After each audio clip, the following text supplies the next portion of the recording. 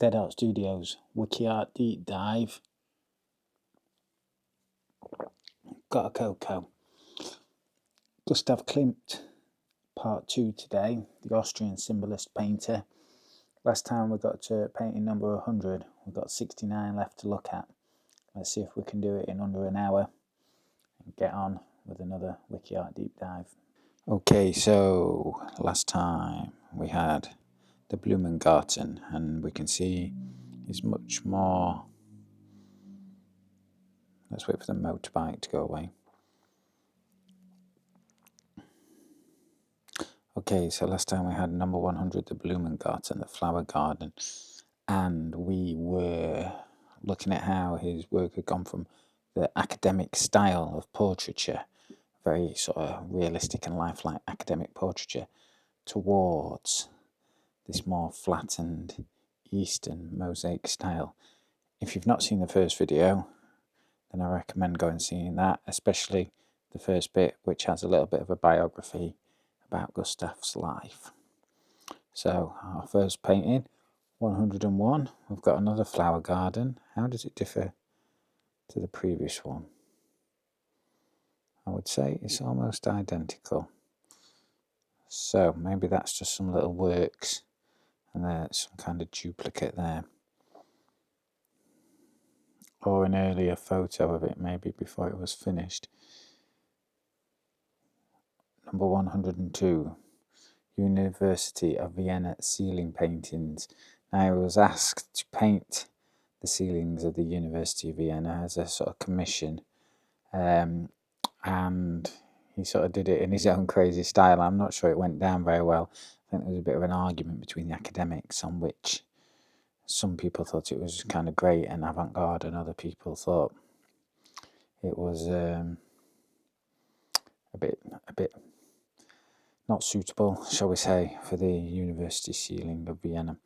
Right, and we've got this beautiful golden snake draping over this lady's arms with this little curl at the bottom. That's quite an interesting little pattern there. She's holding a dish of some kind, and her hand has got that interesting shape. Something that I've noticed with a lot of Gustav's paintings, and also Egon Schiele, is sort of protege.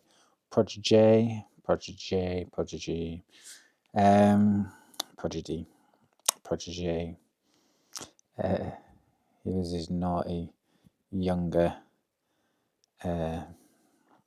self, really. We'll cover Egon one day. There's a face hidden in the background here, so we're getting some strange surrealist elements, and we've got the flowers from like his Blumengarten inspiration type things up here, and we've got the gold and the red. So he's bringing all these new ideas of the flattened perspective, the gold from his when he was doing covers and stuff for his magazines and advertising for his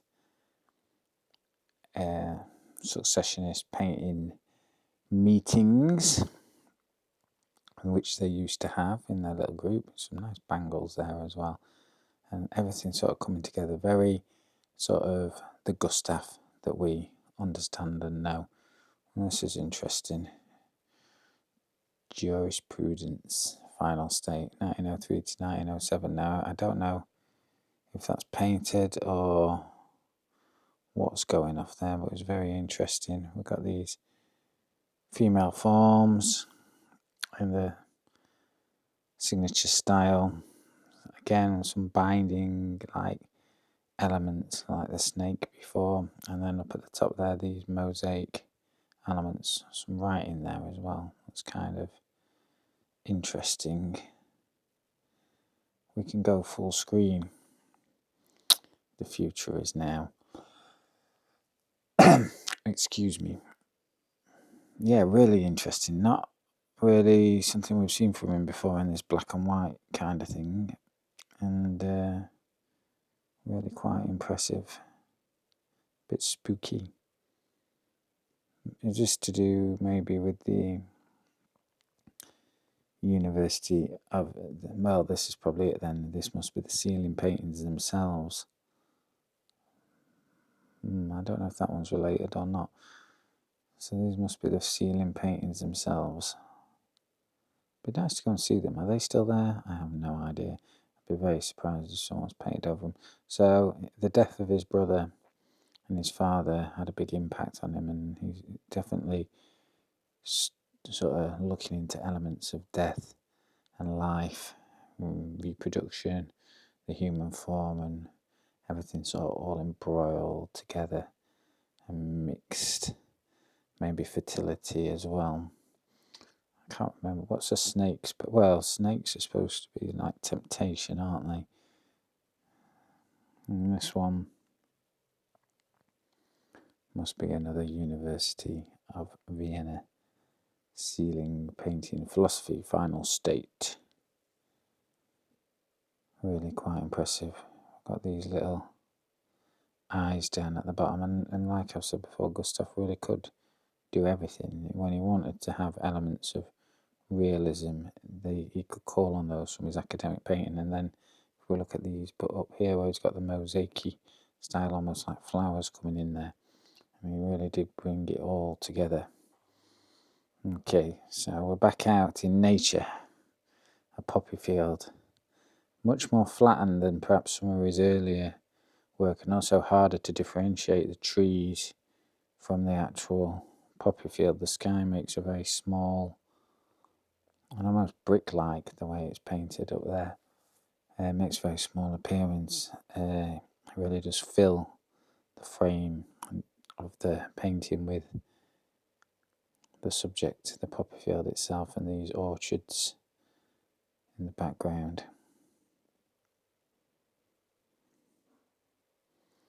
So this is one of his most famous paintings, Portrait of Adele, Bloch-Bauer, 1907.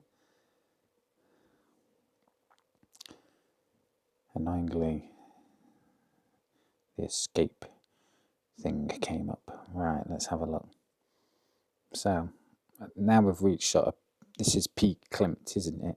This is everything we know about him. He's got the surrealist elements. He's got the eyes hidden in here and the golden pyramids. That's all very Illuminati, isn't it? And we've got the swirls, which we've seen in the other paintings. We've got the gold, which is bringing in. We've got actual mosaic down here. We've got a bit of maybe the nature here with this green, the way that's painted in, like from his meadows and the previous painting we were just looking at of the poppy fields, that sort of colour to it. We've got some hidden sort of elements up there, and we've got Adele herself, beautifully painted face, hands curved again. One of the YouTubers, 1000, the YouTube artist 1000, does his hands like this, and I wonder if that's something he's happened on by accident, or whether he's actually took inspiration from Gustav's work. It wouldn't surprise me, because he is quite literate in art history, I think. More of this beautiful gold everywhere. Now, is this one in a private collection, or is it at the Austrian gallery? I'm almost tempted to jump out to get some info on that. Ooh, where have I gone? Let's go back. Let's go and find it, and find out if this one's a private collection one. Where is she? All the way down here somewhere. Here we go.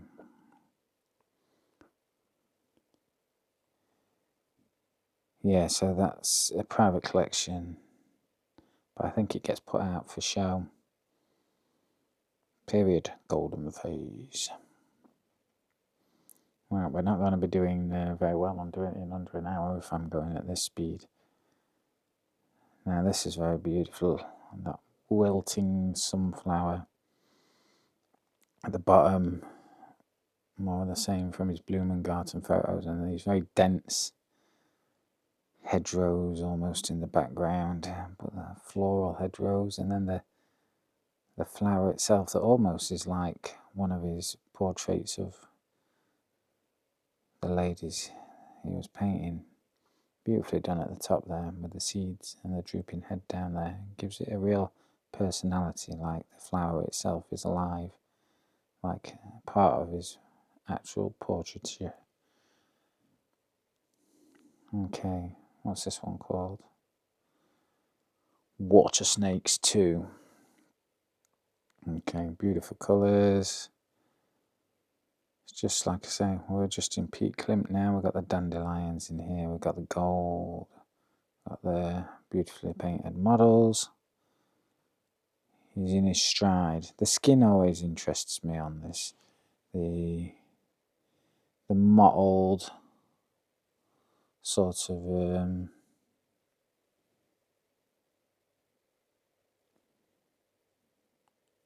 the mottled purpley colours and lilacs and stuff that are hidden in there.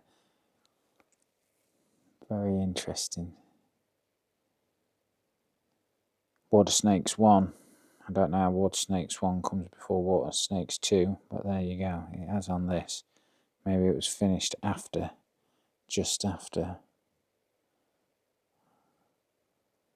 Okay, some more of the same. Gold, flowers. He's brought everything in to his Gustav style. This is an interesting fish character down here. Is that a sunfish? I'm not a fish. I'm not a fish aficionado. There we go, throwing the puns out in a art history deep dive.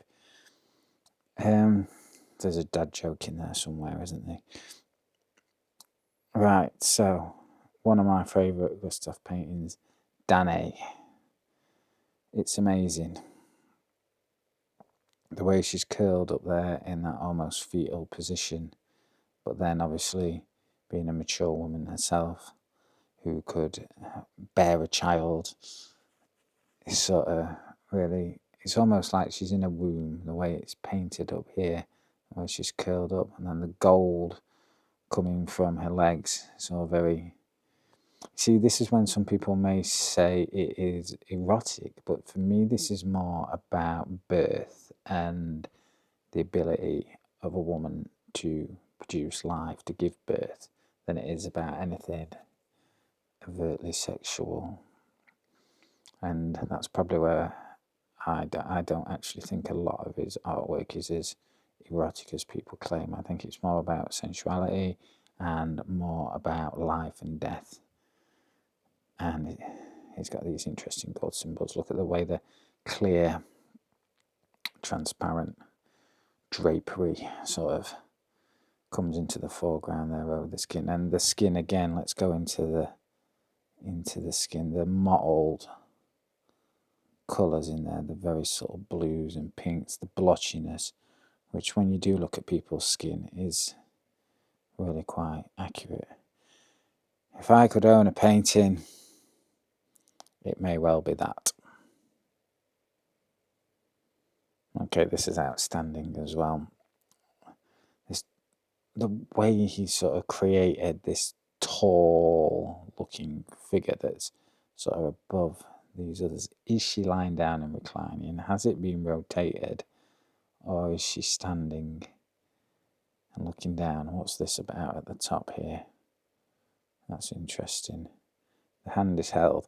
Now, if I knew more about Renaissance art and stuff like that, that all reminds me very much of how, in fact, that's something to look at one day, how hand positioning probably had some sort of meaning in various paintings, especially in Renaissance art, the way the hands were held, especially like if you were doing like the Virgin Mary and stuff, and you know, and how God had his God, the Son of God, Jesus. As you can tell, my theology is lacking, and how Jesus would hold his hands in certain ways in sort of Catholic art that I've seen as well when I've been out in Bavaria and stuff, and very much the area that Gustav was in. Obviously, he was in Austria, but he'd go up to Chiemsee for the summer, and that's right there on the border with Bavaria.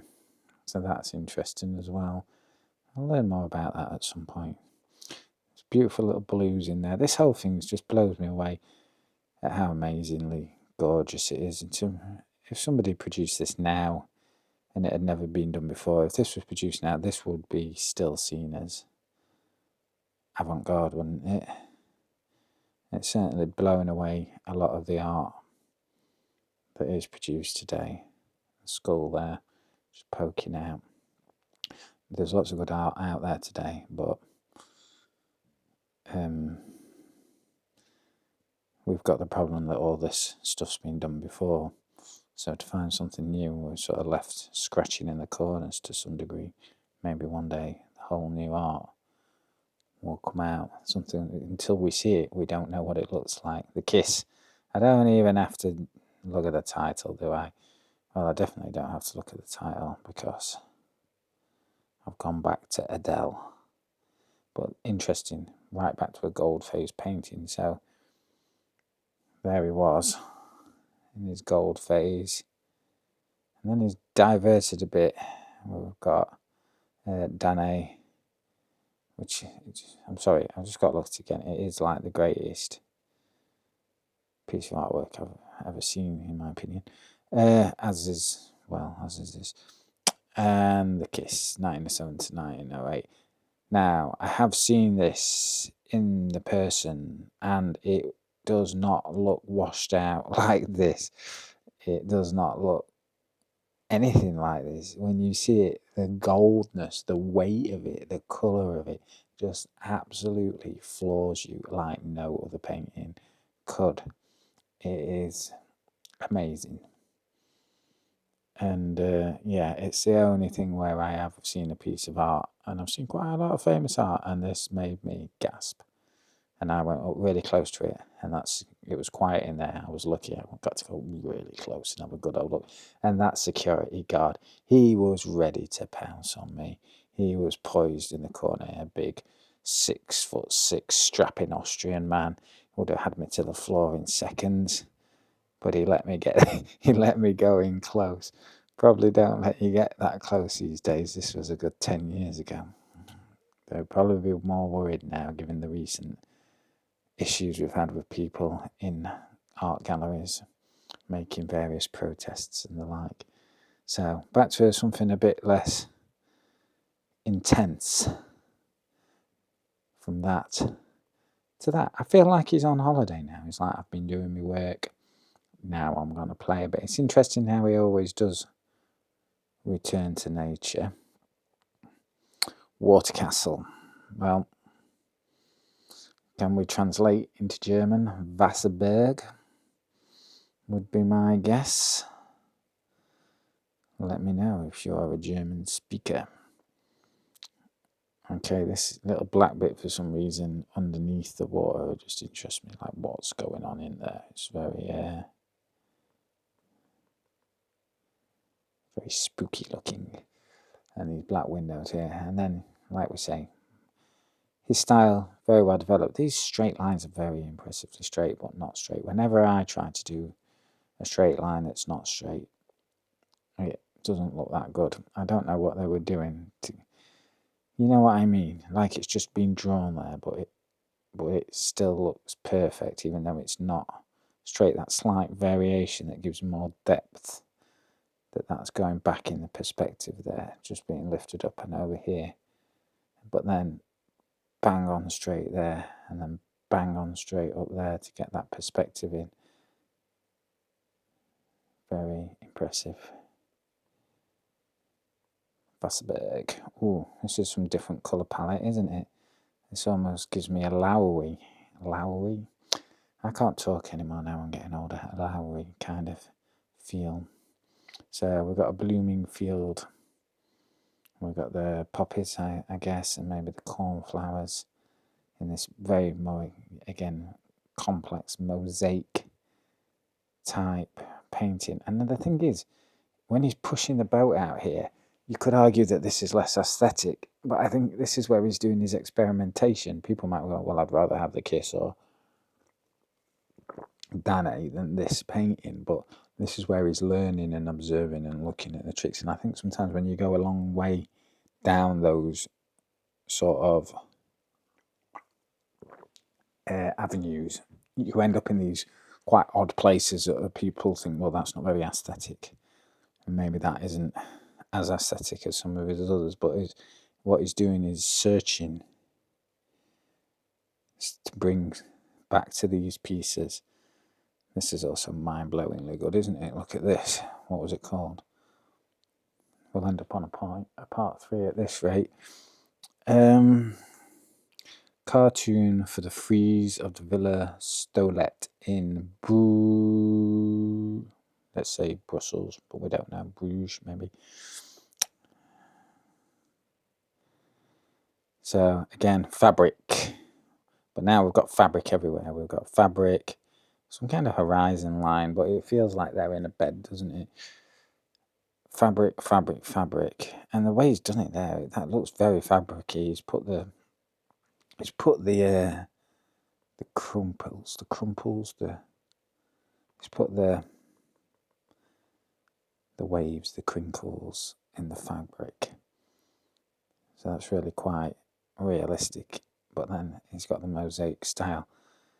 Is this the snake's eyes? Is this all snake or is this trees?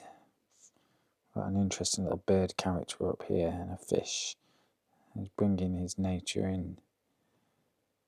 And again, a pair in embrace. And you see, that's not erotic in the sense that I understand erotic. Maybe I misunderstand erotic. That is intimacy.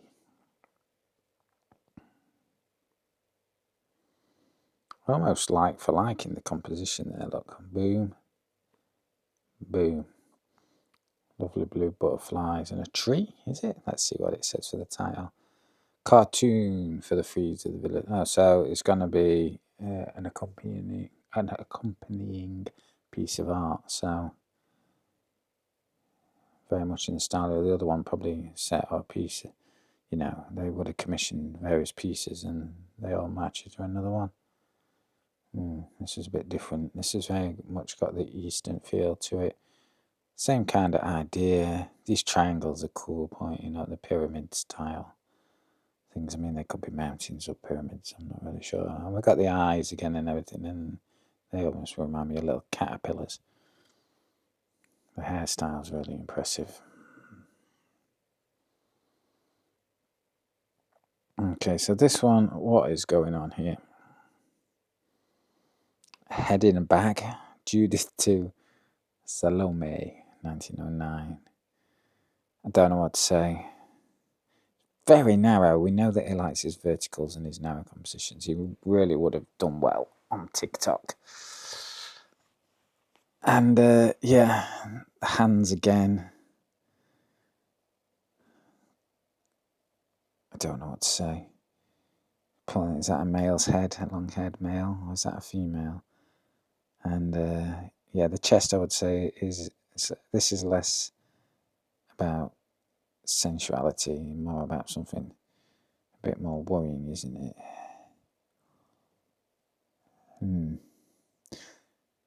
It'd be interesting to know the background to that. Okay, just randomly has someone come and said, Gustav, I like what you're doing. I like your head in a bag work, but can we just have something a bit more standard? Now, this is 1909, and it's got almost 1930s style to it, so maybe there's a kind of futurism to it in that respect. What's going off in the background here? Feather boa. Is this the feather boa? It's just like, boom, I can't see anything.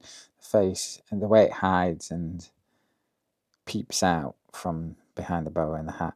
And it's almost got like Rothko type maroons in it from when he did his Seagram building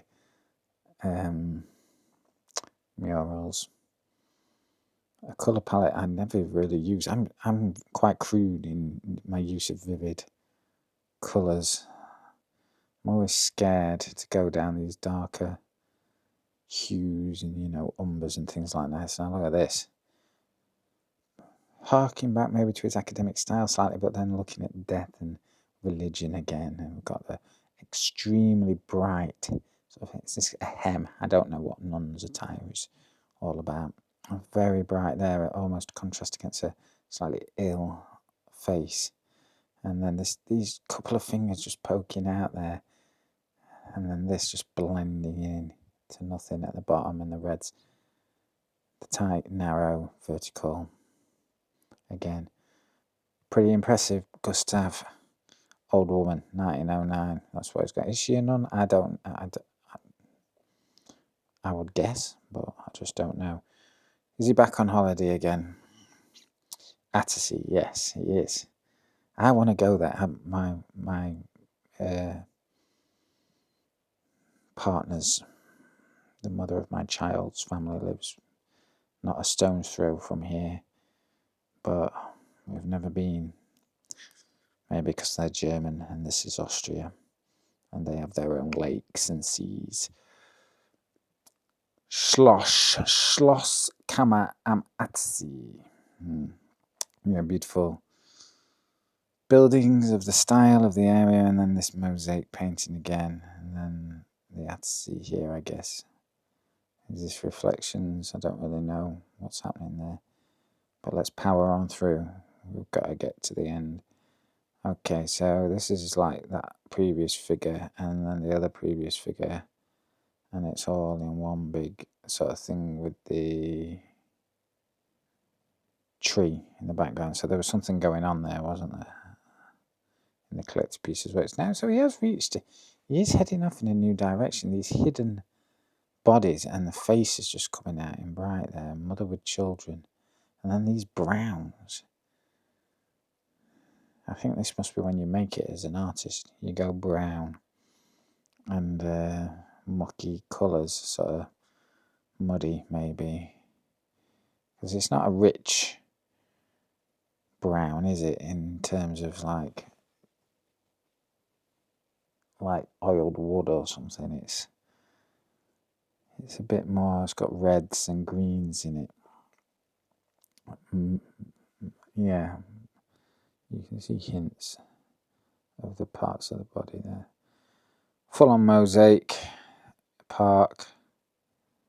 I think we've discussed that style a lot, but even more, just heading towards almost a total square of mosaic. A little hint there of the tree poking out. The way he's done the bark's very interesting, almost like with the lichens on it, and then this nice little mini avenue sort of planted over there.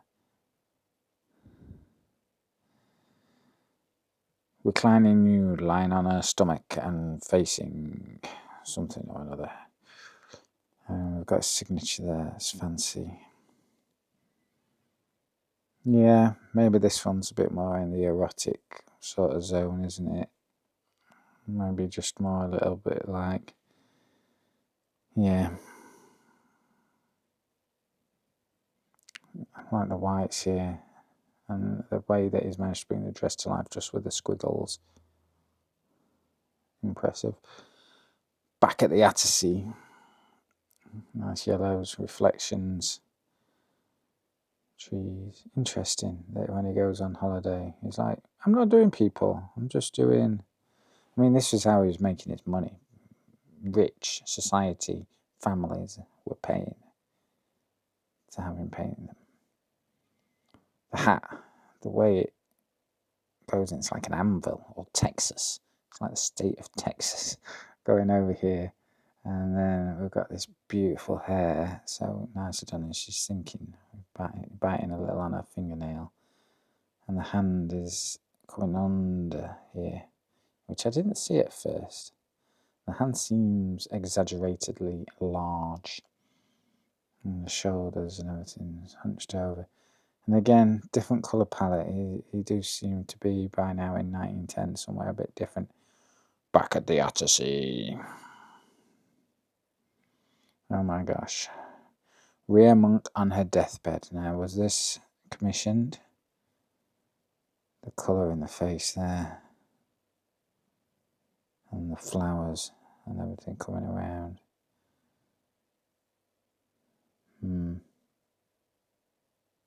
He's used his knowledge of the skin from things like his Donnay painting. He's paying some kind of respect here, though, isn't he? He's not going too crazy.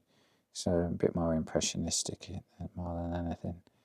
The hair was good. The hair was subtle but informative.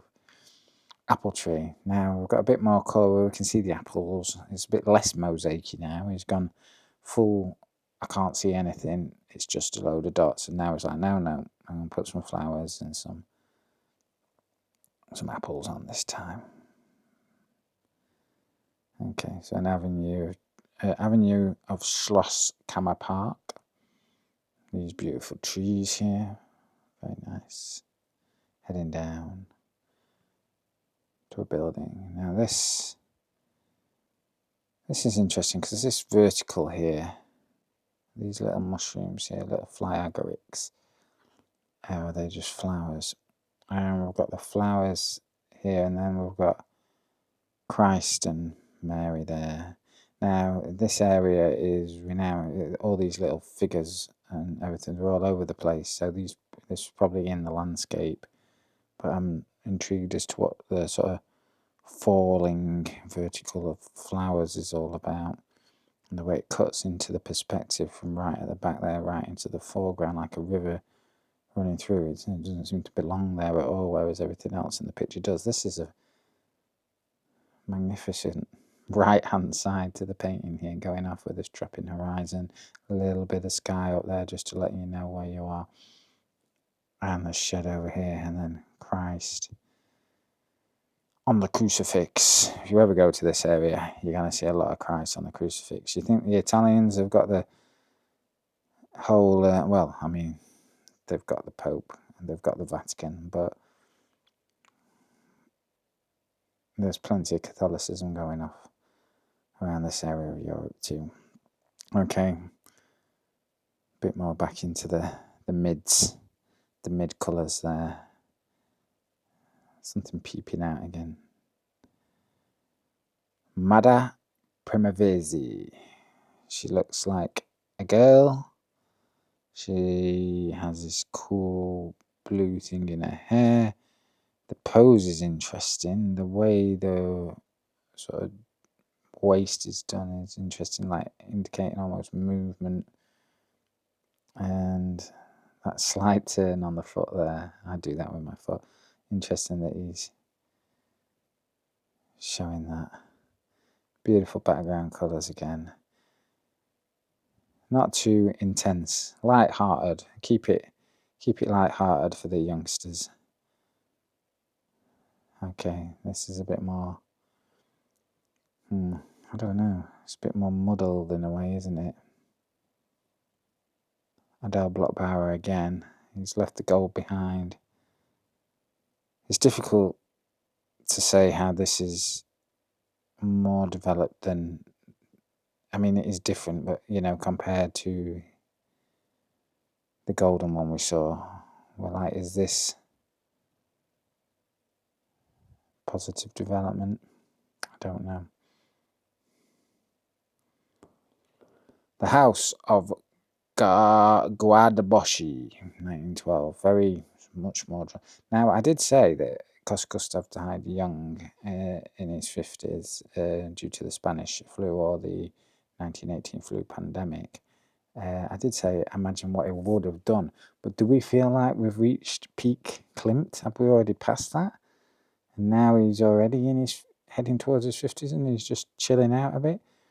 Is it like when musicians do all their best work in their sort of 20s and then it all gets a bit more relaxed? I don't know. Interesting slope there.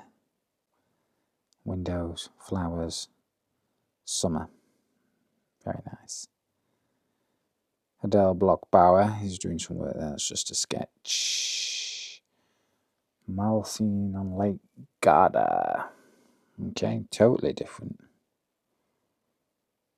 1913. Back to what we know, Maurice Klimt, portrait of Eugene Primavesi. Now this is amazing though, isn't it? So he's pulling back on everything that he's sort of known for here. These blushed red cheeks here. Really amazing. And the dress is beautiful. Hands posed a little more gently maybe. The eyes looking off. It's got this in the background. What's this all about up here? Is that crazy little bird? Slight horizon. The yellow is awesome. Yeah. So maybe he's back on his game a bit. Oh, he is. He's got some intertwined people. Did he get them to pose like this? I watched a Gustav Klimt movie And they had like just loads of naked women all hanging off of ceilings and all sorts of things. And I was like, is this accurate? Maybe it was. I don't know where the source of information was for that, or whether they just thought that I'd make a more watchable movie, which, to be fair, it probably did. These swirls, wave-like swirls, and these reds seem to be a bit... The red seems to be new. Oh, he did have red earlier on, though, didn't he, when he was in his ceiling? The way the arms are out there on the side and side, I mean, where this head coming from, I just don't know. And then back on holiday again. Church in Cassone. Beautiful. If you put that there, you'd almost think a bit Van Gogh-y, wouldn't you? A little bit impressionistic. You wouldn't necessarily have Klimt down doing that. See, he could do anything when he wanted to. We've got some Italian horticultural landscape. So this is, maybe he did a tour of Italy then. Interesting. Country house by the Atzi. Back again. You see, this is where he's learned all his mosaic flower tricks. Just love the colours here and the way that this is painted all. It's just so nice. And the trees, the reflection, the house there. I don't paint anything much like this. Maybe I should. I've never tried plein air painting as well. I wonder if he did this plein air. Guess he probably did. That way it all just comes together as one piece. This is like a war battlefield apple tree. If ever I've seen one. You've peered up over the trenches and there's this apple tree there. It's dark and it's wet and it's morning. One red apple, the rest... Oh no, 2 red apples. The rest are yellow. Back on the Atzi. Interesting. This is where you see... This is why I think these paintings are more about intimacy and birth and death and life. Altogether, the male and the females hugging this older figure here. And these sort of... I don't know, maybe women in their 20s and then holding the baby there. This little spooky face down here and down here. What's that all about? It's terrifying.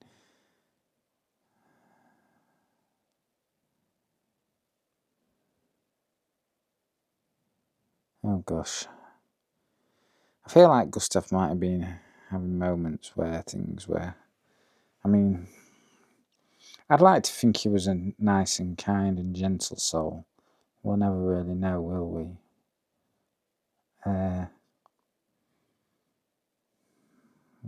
What's this dude got here? He's got a lot of Christian crosses. This is some interesting motifs. I've got to think of a motif for my YouTube channel. Maybe this can be something. I don't know if the Christians are going to be happy about me using the cross for a YouTube channel. So yeah, beautiful. These eyes, very just... Poof. It's the eyes that get me on that. The two, none of those eyes are open, and then that one and that one, the more haunting side of things.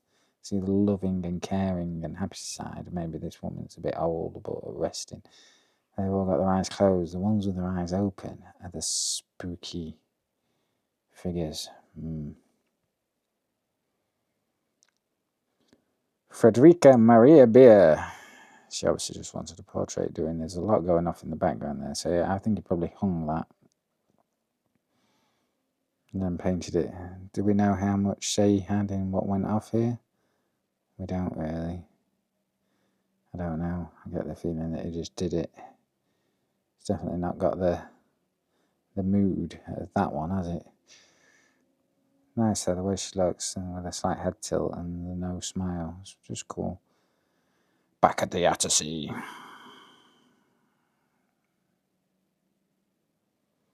We're in 1916 now. He's reaching towards the end of his career. He doesn't probably know it yet. Look at these beautiful little arches here, and then these little folks, this little red here, and then just a guy there, and a person there, maybe a little child down there, just so distant, but he decided to put it in.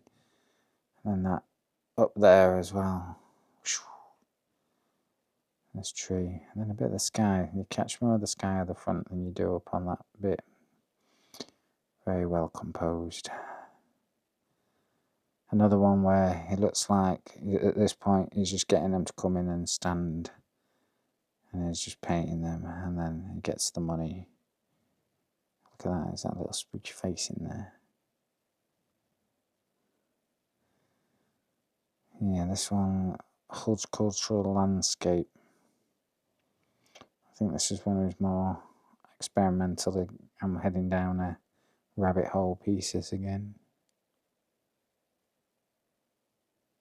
Very beautiful at the front here. I think this middle bit for me is more confused. The more you look at it though, you've got the pear trees. Do you know what? You see these in real life, they're going to look totally different. This is going to look totally different in real life because it's probably got loads of like sort of variation in the height of the paint and everything, maybe in pastel-y bits and bobs. It's going to look totally different. I love the white and the red here and the way with the subtle sort of washed out greens, and then the way everything's piled up. Now these hollyhocks, I think they must be hollyhocks. Garden with the roosters, and we've got the hollyhocks coming up high and the big hollyhocks leaves. And we've got down here lots of different flowers all mixed together. This is like something you get in a British hanging basket, some petunias and all that. Interesting that they had the little fancy ones that you still get in the garden centre now. Portrait of a lady. Beautiful. They're doing these red cheeks. What is that called? Rosacea. When you get the blood vessel burst cheeks. This is interesting how that just pulls down. It's just like banged that on, hasn't it? But then this is really well just thrown together. It's amazing how these painters could just, if I tried to do this, it would just look terrible. But when somebody really, really, really, really knows what they're doing, tries these things, they can just seem to do it effortlessly. But it's not effortlessly, is it? Look, because he's left tiny little dots in the background that just wouldn't be there if he hadn't thought about it.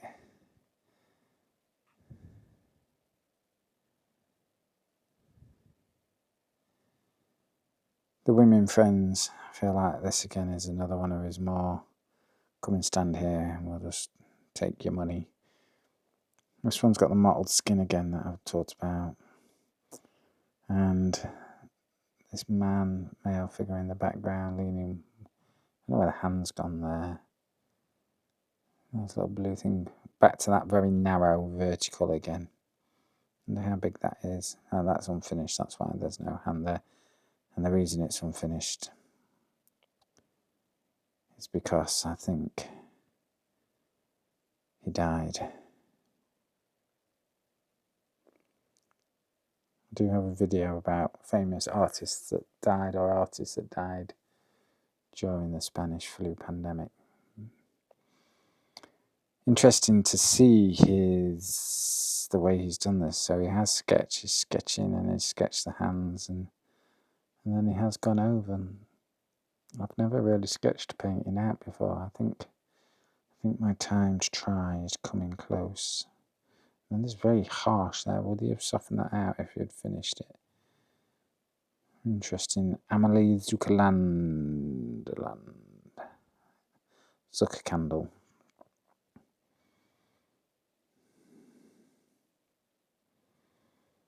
An infant in a big mound of various textiles. He didn't make things easy for himself, did he? Let's just pile up a vast amount of cloth and try and paint it. It took a long time.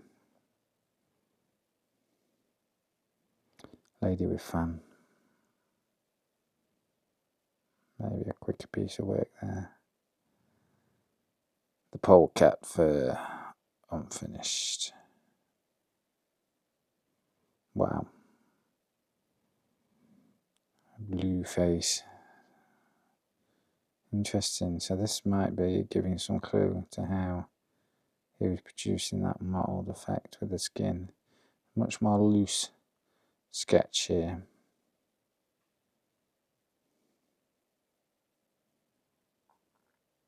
Lady in white. Portrait of Johanna Staude. The eyes. Cool. Face, this black thing.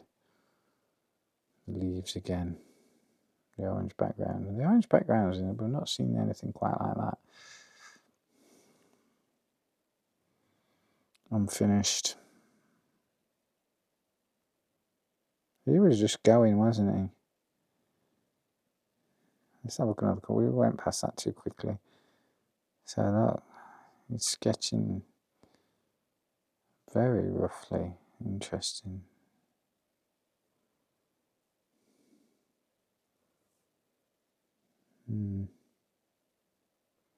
The bride. It's the bride.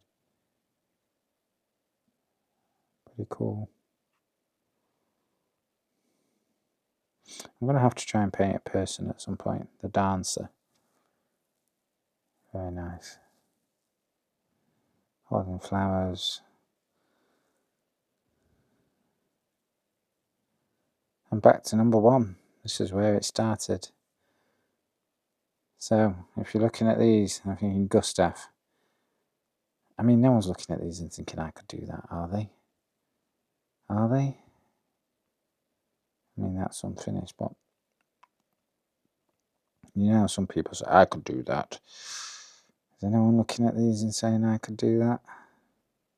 And that you should be able to draw in hyperrealism, and, you know, it's interesting that the Nazis had a view on this and hated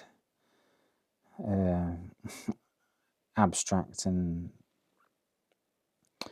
more modern art, especially like Picasso and stuff, was seen as decadent. And I think that was, I don't think the